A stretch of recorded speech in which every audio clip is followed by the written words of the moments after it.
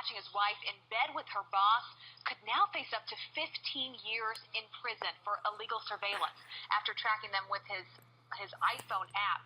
But who's more in the wrong here? We're going to debate it now. Attorney Lisa Garber and a criminal defense attorney and former head county prosecutor Robert Biaggi. And we've been sitting here already debating this before the segment even started because it really is an interesting case. And Robert, you think about this man, this husband, what he's dealing with just emotionally of catching his wife cheating on him with her husband. And now this whole thing is public, mainly his fault for that. We don't know if he released these videos or not, but he could go to jail.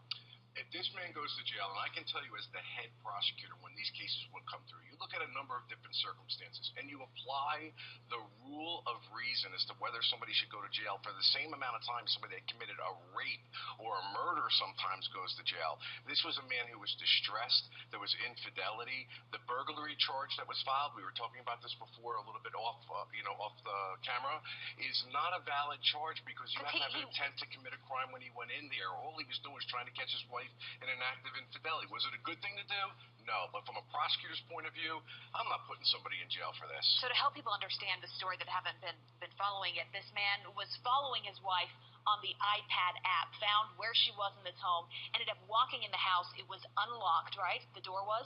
Went in, found them together in the bedroom, and then filmed a couple videos, and then I guess got into some altercations. Lisa, you see this from a cybersecurity angle. What concerns you about what happened? Well, first thing, I think people don't realize what the settings are on all of these devices, and this happens on smartphones now. Find My iPhone, Find My iPad. You can track everybody. You're basically permitting it, especially in a family setting, depending on who has access to your devices and your cloud accounts. It's so important to understand that. Is that illegal to do, though? It's completely legal, especially because the spouses are likely sharing this responsibility to pay for these devices.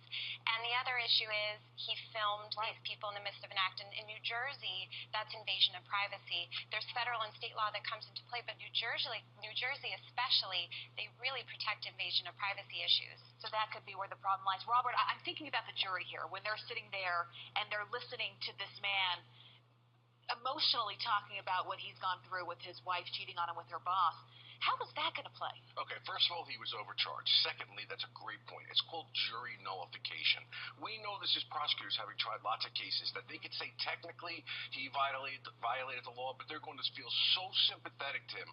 They're going to understand that this was a really unbelievable situation. Since the caveman, spouses have been going to other caves and spying on other spouses who have been committing But we didn't always know about that, Lisa. That's what makes it more challenging today. Right, and Bob, I have to say, it reads like a 60s Italian cinema with Marcello Mastroianni and, divorced Italian style, but two wrongs don't make a right. Yeah, but when you're talking about a jury looking at the idea of putting somebody in jail for something like this wasn't like a random stranger that went into a location and decided that he was going to film somebody. It's a random stranger. He walked into the woman's boss's home. Yeah, but, first of all, he was following his son's iPad. It wasn't even her iPad. And I just don't see 12 people beyond the reasonable doubt pushing a button and putting that man in jail. I don't see it. It speaks to the challenges we face going forward with technology and with these things.